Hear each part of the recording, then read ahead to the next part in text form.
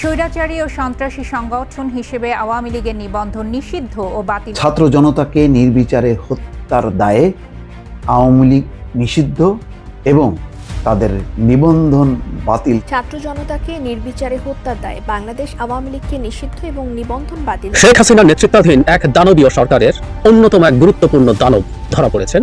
আওয়ামী লীগের সাধারণ সম্পাদককে আটক করেছে ঢাকা মহানগর গোয়েন্দা পুলিশ। সাবেক আইনমন্ত্রী আনিসুল হক, শেখ হাসিনার উপদেষ্টা সালমান এফ রহমান, সাবেক পররাষ্ট্রমন্ত্রী হাসান মাহমুদ ও সাবেক আইসিটি প্রতিমন্ত্রী জুনায়েদ আহমেদ পলকের পর এবার আটক হয়েছেন সাবেক সমাজ কল্যাণ মন্ত্রী ও আওয়ামী লীগের যুগ্ম সাধারণ সম্পাদক ডক্টর দীপু মনি। পুলিশের রিমান্ডে মুখ খুলেছেন জুনায়েদ আহমেদ পলক, শামসুল হক টুকু, আনিসুল হক। তিনজনই নাকি বেশিরভাগ দায় চাপিয়ে দিয়েছেন শেখ হাসিনার উপর। আনিসুল হককে জিজ্ঞাসাবাদের সময় হাসলেও রিমান্ডের সময় তার সেই হাসি ছিল না। অন্যদিকে পলক রিমান্ডে ক্রমাগত কান্নাকাটি করছেন বলে জানা গেছে। ফান্দে পরিয়া বগা কান্দে রে, এই জুনায়েদ আহমেদ পলক সেই কিন্তু আন্দোলনের সময় পলকে পলকে তার কারামতি দেখিয়েছিল। ইন্টারনেট বন্ধ করে দিয়ে একবার বলে যে ডেটা সেন্টার আন্দোলনকারীরা পুড়ে ফেলেছে, আর একবার বলে যে আমরা নিজেরাই ইন্টারনেট বন্ধ করে রাখছি, আবার বলে যে ইন্টারনেট অটোমেটিকভাবে বন্ধ হয়ে গেছে। মানে কত রকমের বাটপারি সেগুলো ক্ষমতায় থাকাকালীন কিন্তু এরা করেছে এবং দেশের কোটি কোটি টাকা সব বিদেশে পাচার করেছে, নিজেরা তো লুটপাট করেছেই। এখন যতই কান্নাকাটি করো, জনগণ তোমাদেরকে বিন্দুমাত্র প্রশ্রয় দিবে না এবং বাংলাদেশের জনগণ এখন চায় এই লুটপাটকারীদের, এই দুর্নীতিবাজদের চূড়ান্ত শাস্তি। এটাই বাংলাদেশের জনগণ এখন চায়। ইতিমধ্যেই আওয়ামী লীগের এমপি মন্ত্রীরা তারা তাদের সমস্ত অপকর্মের স্বীকারোক্তি এবং কিভাবে মূলত দুর্নীতি, চাঁদাবাজি, লুটপাট সহ তাদের এই অপকর্মগুলো তারা করতো সেগুলো তারা প্রকাশ করেছে এবং চাঞ্চল্যকর কিছু তথ্য রিমান্ডে তারা দিয়েছে। যার কারণেই বাংলাদেশের জনগণ আওয়ামী লীগকে সন্ত্রাসী সংগঠন হিসেবে নিষিদ্ধ ও তাদের নিবন্ধন বাতিলের দাবি জানানোয় হাইকোর্টের পক্ষ থেকে আওয়ামী লীগের নিবন্ধন বাতিল ও তাদেরকে সন্ত্রাসী সংগঠন হিসেবে তাদেরকে নিষিদ্ধ ঘোষণা করেছে। দর্শক, এ বিষয়ের কিছু অংশ ভিডিও শুরুতে শিরোনামে আপনারা দেখে এসেছেন, বিস্তারিত দেখবেন পুরো ভিডিও জুড়ে। এ বিষয়গুলো দেখার পূর্বে আপনাদের একটা অনুরোধ করব, যারা আমাদের চ্যানেলে নতুন আসছেন চ্যানেলটি সাবস্ক্রাইব করে অল ক্লিক করে বেল আইকনটি চালু করে দিবেন, তাহলে নিত্য নতুন পরিবেশন করা আলোচিত সংবাদগুলো অটোমেটিকভাবে আপনারা পেয়ে যাবেন। দর্শক, চলুন আমরা দেখব যে আওয়ামী লীগকে যে সন্ত্রাসী সংগঠন হিসেবে নিষিদ্ধ ও তাদের নিবন্ধন বাতিল করা হচ্ছে হাইকোর্টের পক্ষ থেকে, সেটা আমরা দেখার পূর্বে প্রথমে একটু দেখব যে এই যে আওয়ামী লীগের হেভিওয়েট যত নেতা, বিশেষ করে আনিসুল, জুনায়েদ আহমেদ পলক, তারপরে দীপু মনি সহ বড় বড় এমপি মন্ত্রী তারা গ্রেফতার হয়েছে এবং রিমান্ডে তারা খুবই চাঞ্চল্যকর কিছু তথ্য দিচ্ছে। তো সেটা আমরা কিছু অংশ দেখে এরপরে আমরা ওই বিষয়টা দেখব। ধৈর্য ধরে একটা লাইক দিয়ে ভিডিওটি দেখতে থাকুন। সাবেক আইনমন্ত্রী আনিসুল হক, শেখ হাসিনার উপদেষ্টা সালমান এফ রহমান, সাবেক পররাষ্ট্রমন্ত্রী হাসান মাহমুদ ও সাবেক আইসিটি প্রতিমন্ত্রী জুনায়েদ আহমেদ পলকের পর এবার আটক হয়েছেন সাবেক সমাজ কল্যাণ মন্ত্রী ও আওয়ামী লীগের যুগ্ম সাধারণ সম্পাদক ডক্টর দীপু মনি। রাজধানীর বাড়িধরা এলাকায় এক আত্মীয়ের বাসা থেকে ডক্টর দীপু মনিকে আটক করে ঢাকা মহানগর পুলিশের গোয়েন্দা বিভাগের একটি দল। 18 জুলাই চাঁদপুর জেলা বিএনপির সভাপতি শেখ ফরিদ আহমেদ মানিকের বাড়িতে হামলা, ভাঙচুর, লুটপাট ও অগ্নিসংযোগের ঘটনায় করা মামলায় সাবেক সমাজ কল্যাণমন্ত্রী ডক্টর দীপু মনি ও তার বড় ভাই ডক্টর JR ওয়াদুদ টিপুর বিরুদ্ধে চাঁদপুর থানায় মামলা হয়।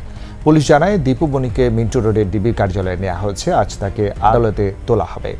শেখ হাসিনার 18 মন্ত্রী প্রতিমন্ত্রীর অবৈধ সম্পদ অনুসন্ধানে যে তালিকা দুর্নীতি দমন কমিশন করেছে তাতে দীপু মনির নামও রয়েছে। দীপু মনির 900 কোটি টাকার অবৈধ সম্পদের প্রাথমিক সত্যতা পেয়েছে দুদক। আওয়ামী লীগ সরকারের সাবেক মন্ত্রী দীপু মনি ক্ষমতার অপব্যবহার করে গড়েছেন সম্পদের পাহাড়। সংসদ সদস্য হওয়ার পর 15 বছরে হয়েছেন বিশাল বিত্ত বৈভবের মালিক। সবশেষ নির্বাচনী হলফনামায় দেয়া তথ্য অনুযায়ী 2008 সালের তুলনায় তার সম্পদ বেড়েছে 59 গুণ। পুলিশের রিমান্ডে মুখ খুলেছেন জুনায়েদ আহমেদ পলক, শামসুল হক টুকু, আনিসুল হক। তিনজনই নাকি বেশিরভাগ দায় চাপিয়ে দিয়েছেন শেখ হাসিনার উপর। সূত্রমতে আনিসুল হককে জিজ্ঞাসাবাদের সময় হাসলেও রিমান্ডের সময় তার সেই হাসি ছিল না। অন্যদিকে পলক রিমান্ডে ক্রমাগত কান্নাকাটি করছেন বলে জানা গেছে। হাসিনা সরকারের পতনের পর গ্রেফতার হন 4 হেভিওয়েট নেতা সালমান এফ রহমান, আনিসুল হক, শামসুল হক টুকু, জুনায়েদ আহমেদ পলক। রাজধানীর নিউ মার্কেট এবং পল্টন থানার পৃথক দুটি হত্যা মামলায় তাদের 10 দিনের রিমান্ড দেয় আদালত। রিমান্ডে কি বলেছেন আওয়ামী সুবিধাভোগী এই নেতারা?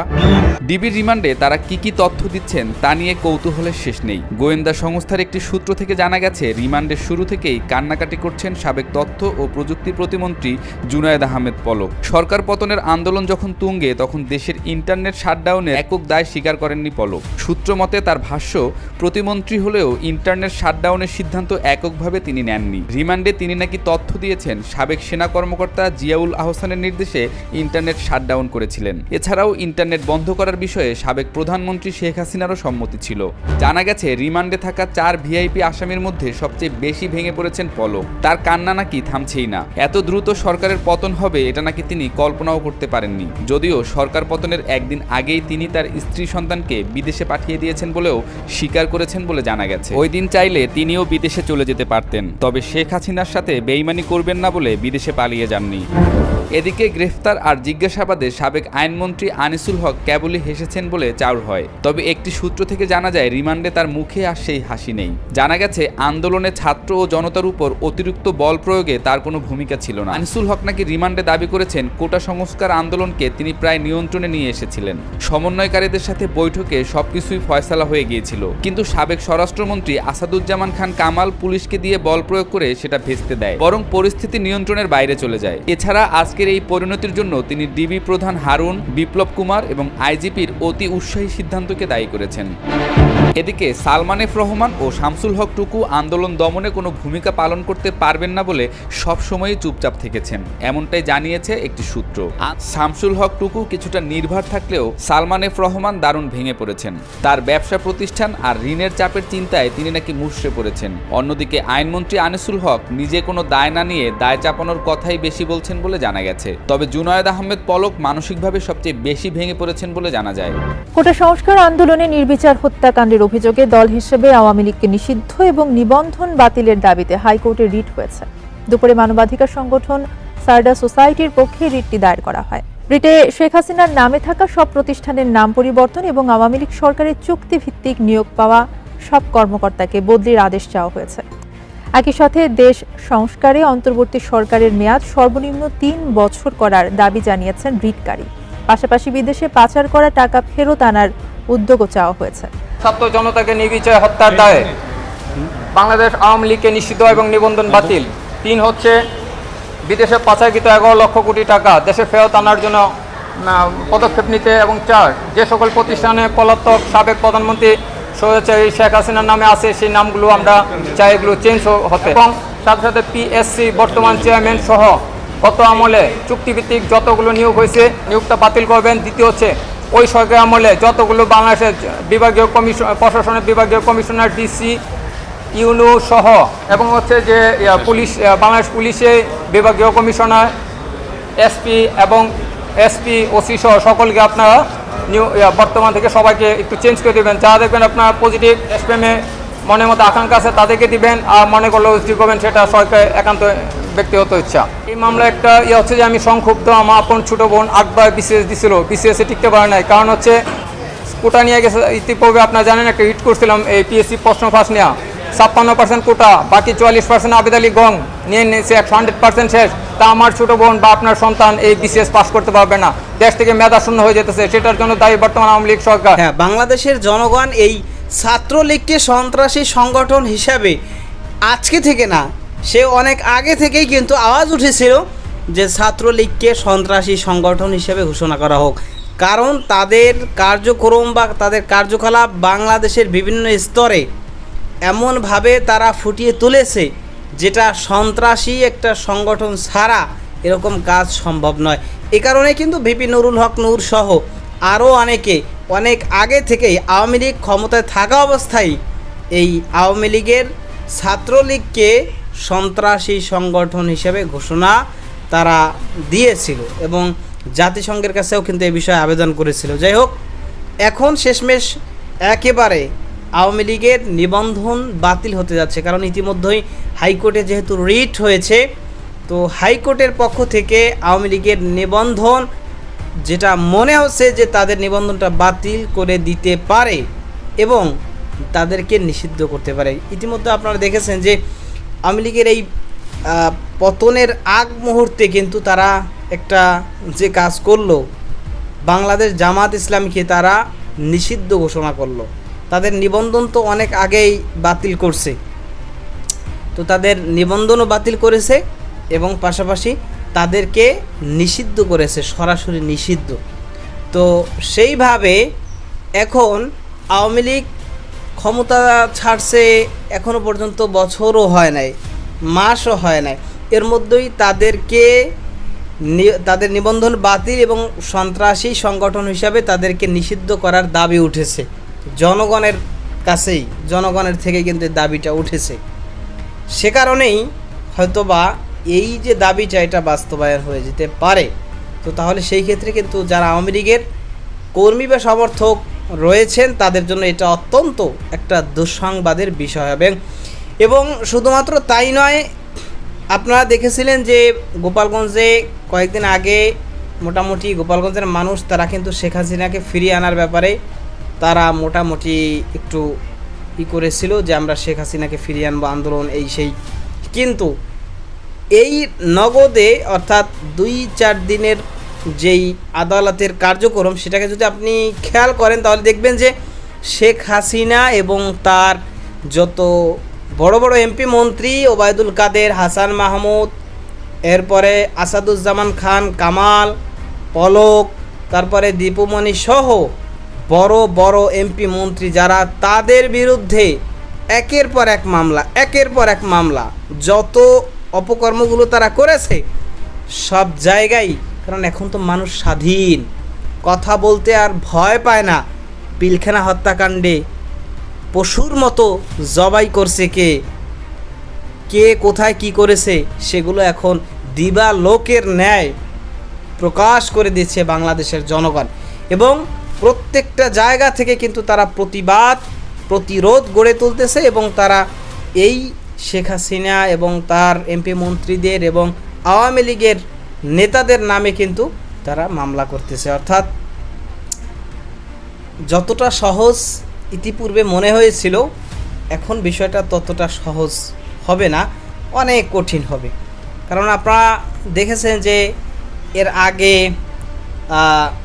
বিএনপি যখন ক্ষমতাচ্যুত হয়েছে এরপর থেকে আওয়ামী লীগ দলের পক্ষ থেকে মামলা দেওয়া হয়েছে। সচরাচর আওয়ামী লীগ দলের পক্ষ থেকেই বেশিরভাগ মামলা দিয়ে তাদেরকে হ্যারাস করা হয়েছে। আর বর্তমানে এই আওয়ামী লীগ সরকার ও শেখ হাসিনার উপর কিন্তু বাংলাদেশের সাধারণ জনগণ 100-র মধ্যে হয়তো 70 থেকে 80% জনগণ তার উপরে খেপা। কারণ তারা নির্যাতিত হয়েছে, জুলুমের শিকার হয়েছে। এই কারণে ক্ষমতা থেকে নামার সাথে সাথে এখন কিন্তু সাধারণ পর্যায়ের মানুষও তারাও একের পর এক মামলা দিয়ে যাচ্ছে। তো রাজনৈতিক মামলা এখনও পর্যন্ত শুরু হয় নাই। এ তো মাত্র আলোচিত যেই ঘটনাগুলো বা দেখা গেছে যেই অপকর্মগুলো করছে সেই অপকর্মের কারণে যারা মারাত্মকভাবে নির্যাতিত হয়েছে তারা তাদের যেই প্রতিবাদ সেটা কেবল শুরু করেছে। তো রাষ্ট্রীয়ভাবে যদি এই আওয়ামী লীগের বিরুদ্ধে হামলা এগুলো শুরু করে তাহলে কি অবস্থাটা হবে সেটা তো বুঝতে পারতেছেন। তো যাই হোক দর্শক, আওয়ামী লীগের এই যে নিবন্ধন বাতিল ও নিষিদ্ধ এর যে দাবি উঠেছে এই দাবির সাথে আপনিও একমত পোষণ করেন কিনা সেটা আপনি কমেন্ট সেকশনে জানাতে পারেন।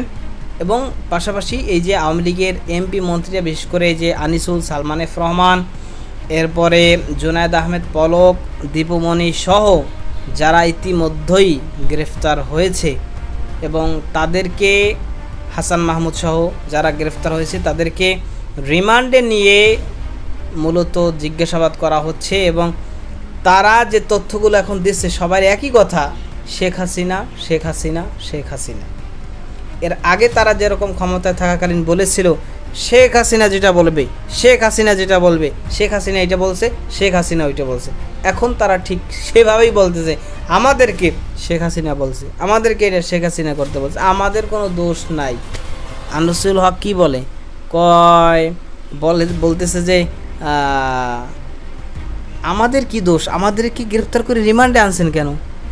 হ্যাঁ, এই হত্যাকাণ্ডে যারা জড়িত রয়েছে, পুলিশ যারা আছে, এদেরকে ধরেন। হাসিনা আমাদেরকে অর্ডার দিয়েছে, আমরা জাস্ট তার নির্দেশ পালন করছি, আমরা নিরুপায় অপারগ, আমাদেরকে ধরছেন কেন? সে বোঝেই না যে তাদেরকে ধরছে কেন।